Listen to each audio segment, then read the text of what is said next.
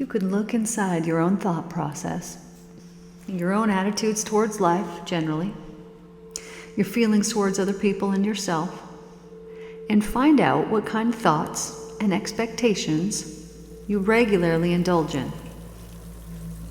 These create a powerfully creative consciousness energy force which you are emitting throughout the day. And it will attract to you exactly what you fear and expect. Sometimes the negative creative consciousness form is so deeply buried in your subconscious, implanted in there many years ago due to certain circumstances, or the negative creative consciousness impulse may have come through from a past life. In any event, if you've been subjected to consistently bad experiences, examine your inner state of consciousness and find out what kind of negative expectations possess your subconscious. Discover also what are your attitudes and feelings towards other people. Are you consistently living within the harmony of the laws of existence? Are you expressing unconditional love on every level of your life towards every single thing in your experience? Are you able to see the light of the soul within all living things? Or can you only see their ego, their darkness?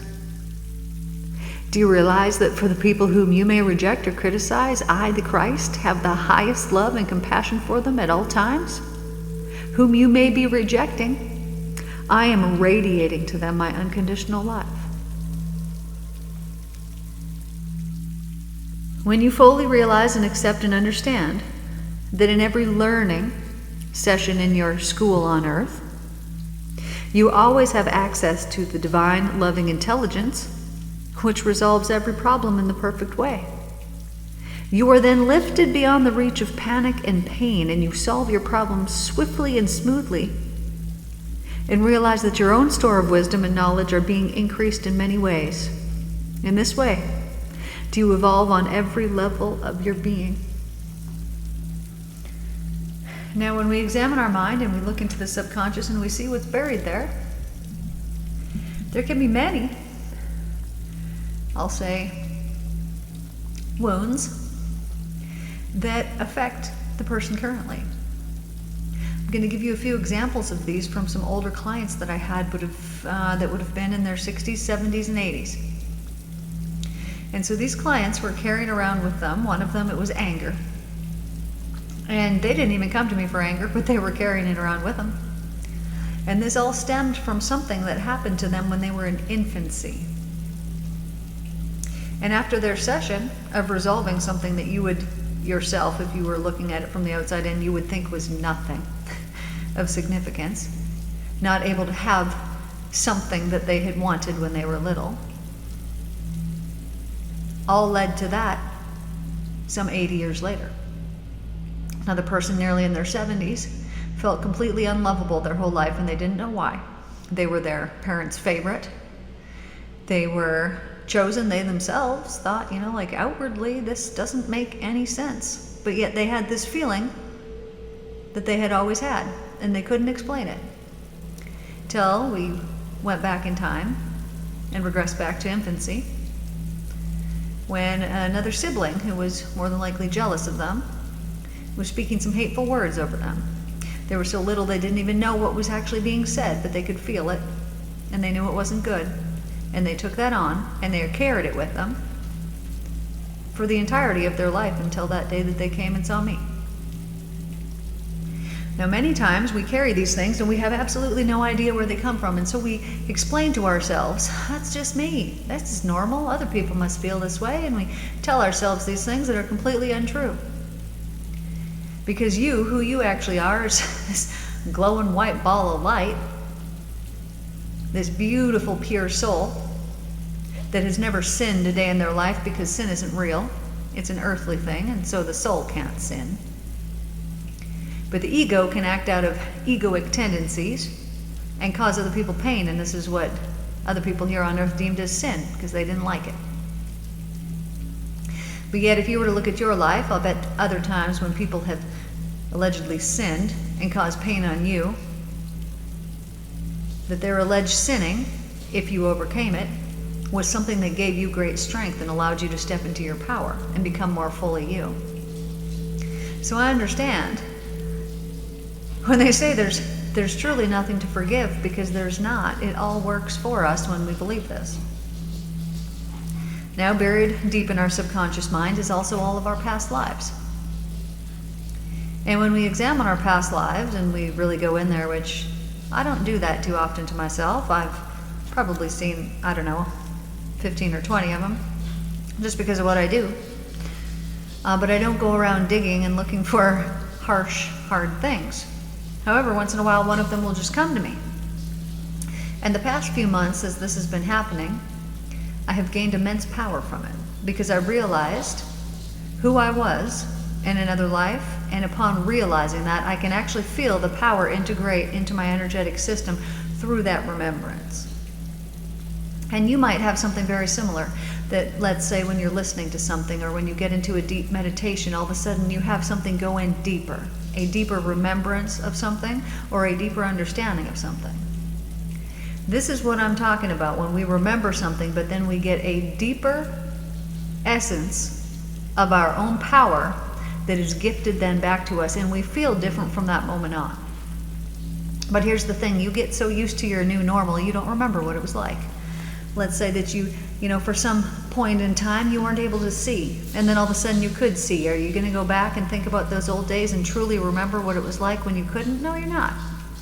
You're going to know what the new normal is, and you're just going to take that in, and you're not going to necessarily give yourself credit for how far you've actually come. Because we get so used to the way that we're feeling. Now, I was talking to someone today, my wonderful sister,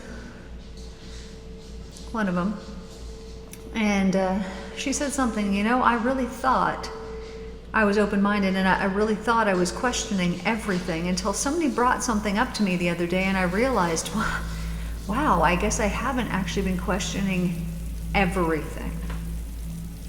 And upon her realization of this, she said she got in real deep, and she's been thinking about things differently since then.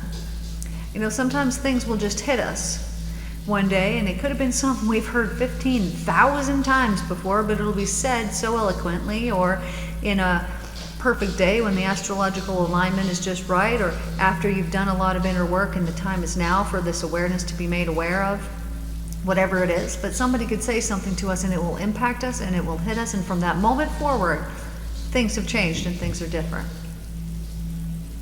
And what a wonderful thing this is, that we can choose to do this for ourselves, that we don't got to wait for the astrology to line up.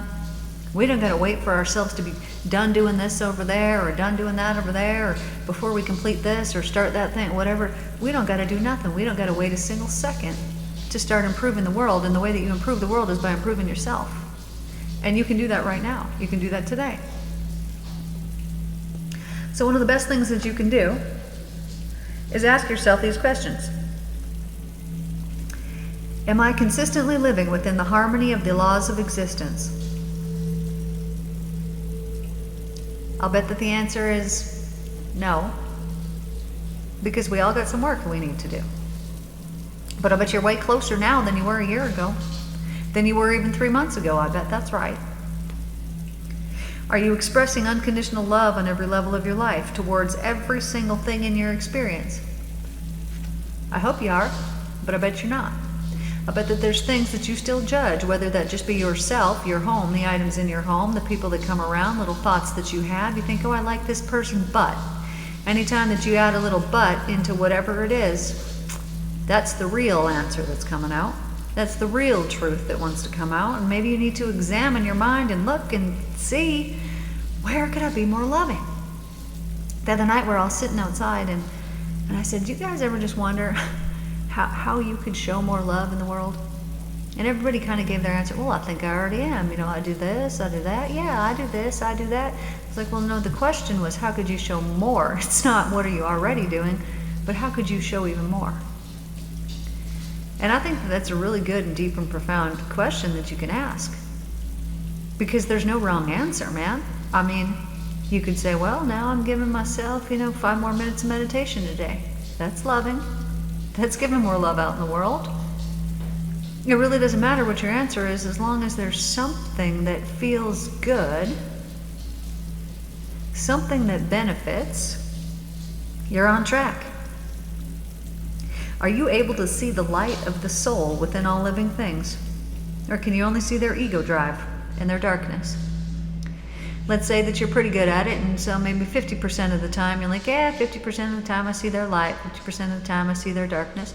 Well, what do you need to do about that? Well, I'm going to tell you what it is. When you're still criticizing other people's darkness, it's because you've got a lot in you, unacknowledged, that you haven't seen. Because we only judge things within other people that we need to heal within ourselves. And you might say, no, that's not true. That's not true. I was judging this other thing over here. Well, I bet you that feeling of judgment that you have towards that thing, if we were to follow it back, we could find something, and the root of it is always you. Because I've never once ever in my life, and I have worked with hundreds, if not more, of people, and when I regress them back, they are the root. Yes, someone else may have said something or done something, but it was their interpretation and their choice to now think differently about themselves, about the world, about another person, or about whatever it was that happened in that moment. Nobody can force your mind to do anything. However, when you're little and people are treating you in certain ways, it almost leads to an intended outcome. And I would say that happens almost all the time, but it just ain't true. You could grow up in a family with 7 kids. Each kid's totally different. They all grew up the same. How is that possible? It's their interpretation that they have of the world. It's their ego. It's their attitude. It's what they think. It's what they believe really happened. And it's all an inner reflection that they will see as the outer reflection. And so if you can ask yourself, and you could truly say, yeah, I'm living within the harmony of the laws of existence, excellent, then it is time you need to start teaching it and preaching it from the rooftops. I'm not going to tell you what to do. Maybe that's not your path. But I know that if that's the case, you want other people to be free as well. You don't want other people to suffer, and so you just can't even help yourself but to talk about it, but to tell people about, this is the laws of existence, man. And they're working for you every single day, whether you know it or not. Whether you believe in it or not, it really doesn't matter. They still exist. And are you expressing unconditional love on every level of your life towards every single thing in your experience? If you're not, don't harp on yourself. Just know that this is the work that needs to be done. This is the level of mastery that you've got to. And so what needs to happen? Look at the things you haven't loved today. Look at the words, look at the sentences that you spoke that weren't loving. Examine them. Ask, why did I do that? Why did I do that? Where's that coming from? Go dig deep and find out why. And then it is followed by remorse, remorse, remorse, remorse. And when you go through that remorse of, oh, why did I do that? Why did I plant those seeds of that? Oh, I can't believe I did that. All you're doing is leveling up. You're saying that this old way is not acceptable to me anymore. I'm not going to do it. You're giving yourself a warning for the future of, hey, this isn't what we're going to do here in the future. And you're changing something about yourself. And as you consistently do this work, what is going to change over time is a lot. Let's say that you decided something for yourself and you're going to do it. You're going to stop swearing. You're going to stop cursing. So you set out and you catch yourself. You catch yourself. Oh, okay. You're getting better and better and better. And pretty soon you're not doing it nearly at all. Then you got some old friends that come around and they swear a lot. And so you just easily fall back into that habit. You start swearing, they leave you, and you keep on swearing. And you're like, what happened? Well, what happened was you weren't paying attention. What happened was you forgot that you were working on a level of mastery. It wasn't that you're a bad person. It wasn't that you can't do it. It's just that you forgot what the focus was. You forgot what the goal was. You forgot what was important to you, because at one point it was important for you to not do that anymore. And you had a good reason. But then pretty soon life starts to happen and we forget what we're doing and we don't focus and we don't think of the things and we get so distracted we get completely off track. Pretty soon a year's gone by and we're like, oh, I was going to do this thing and I never did the thing. And it's like, it's all about focus. And when we take our focus away from things that we're supposed to be focused on, we're not going to feel good. We're going to feel energy depleted. We're just not going to be happy. But if you're focusing on something that's benefiting you, that you're passionate about, you're going to feel amazing. So here's the homework. Are you able to see the light of the soul within all living things? If the answer is no, I want you to find that person, I assume it's a person, or that situation or that thing where the light is not. And you're going to focus on that until you bring some light into it. Because I'm telling you that there is not one situation, I know, there's not one. There's not one though, where there isn't something that you learned, where you didn't become more powerful, where there's not strength, where there's not all these wonderful healing abilities and properties and things that come from a situation that is apparently negative, that you might have experienced is extremely negative, extremely hurtful or painful. But these are the biggest life lessons, and when we can look at these things and we can find the light that is in them, then we have shifted. We're no longer judging that thing. We're no longer saying that it's bad, and we've actually put the perspective of the divine light into it. And we are putting ourselves into alignment with the actual truth, which is why now, instead of looking at that situation that was so painful and hurtful and brought you right back to it, and it's like you were living it over and over and over again, pretty soon when it comes to mind now, you think completely differently. And you're now instilling completely different seeds into the fabric of the universe just through your thought alone. Because you're not thinking, judgment, criticism, this is so bad, I'm a victim, I'm hurt, Now we're thinking, thank you for that, man. I'm so glad that happened. Wow, am I glad that happened, because now I'm free, now I'm, fully in my power, now I'm able to do this, now I can go about and do that, and all these things that come from it. But these things take time. If you got something that's fresh, and you don't know the lesson yet, you haven't learned from it yet, the only advice I got for you is be thankful for it now, because then you're not suffering in the now, which is when you're planting seeds that you'll harvest again in the future. And know that it has happened for you every time. You don't need to know why, and you probably won't right away. But when you can just know, I don't know why, but I know that this is happening for me. I believe it. I know it's happening for me. And don't dwell on the hurtful, negative, painful suffering that is around it. Only focus on the I know it's happened for me, and I will get more information that's going to tell me why at some point in the very near future. And as you focus on that, you've alleviated your suffering. You are now not planting any seeds. You're planting good seeds that you will harvest again in the future. And you're living in the divine truth. You are living within the harmony of the laws of existence. Knowing that these things that happen, air quotes, to you are not. They are actually, air quotes, for you. They're for you. They are the gifts.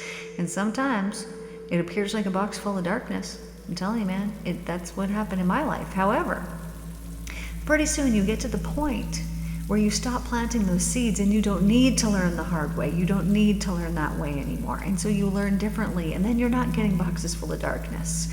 You're getting boxes full of light, and you're like, thank you, I'll have more. Ooh, I'll have more of these. Ooh, what's in this one? I'll have more of that. And then you change your expectations, and you're expecting wonderful, good things to happen, and then they do. But the first key to this is cleansing out the subconscious mind, because that emotional mind that pulls you over here and there and tries to control the way that you're thinking and what you're doing all the time needs to be mind controlled. And as soon as we can gain mastery over our emotions, we can do anything. Like they say, if you can control your food, you can do anything. If you can control this, you can do anything. It's true. These things that are so difficult for some people to do, you can master them. You can master them. This is the work. So if you've got something in your life that you're like, oh man, if I could just overcome this one thing, that's the thing to do. Do it. That's the work. And then once you overcome that, you're going to be like, dang, here's another thing. I can master that. But you're going to be free for a real long time until you realize, there's even deeper work I could do. There's even deeper work I could do. And at the end of it, you just end up with Christ consciousness because you've cleansed out your mind so much that there's nothing left in there but love. And that's the whole spiritual work. That's the whole point of the spiritual work. Leave nothing but love behind. And that was what Christ did. When he would preach about these things, he would tell the people, then he'd be like, let me show you what the love can do. Bam, hands on somebody and they're healed. All he was showing them was the love. And because he was so aligned with it, with divine consciousness, because he was so in tune with the love, it just flowed through him like it ain't no thing, because it ain't no thing. He wasn't doing it. He was the vessel, and it was flowing through. This is why he constantly said, no, I'm the Son of Man. I am not the Son of God. He didn't say he was the Son of God. He said, I'm the Son of Man. What I can do, you can do too. But because the messages were completely distorted for the last 2,000 years, The reason why people aren't walking around doing what he did is because they don't got the information to do it, but now they do through the Christ letters. I'm telling you, studying these Christ letters will lead you to enlightenment if you continually study them, and that is your goal. Listen to them every day. And that's the goal. Spend your time doing spiritual work. Give the time to the intended goal. That's how you get there. Anyways, I love you guys so much. Thanks for tuning in, and I will see you guys in the next one. Take care.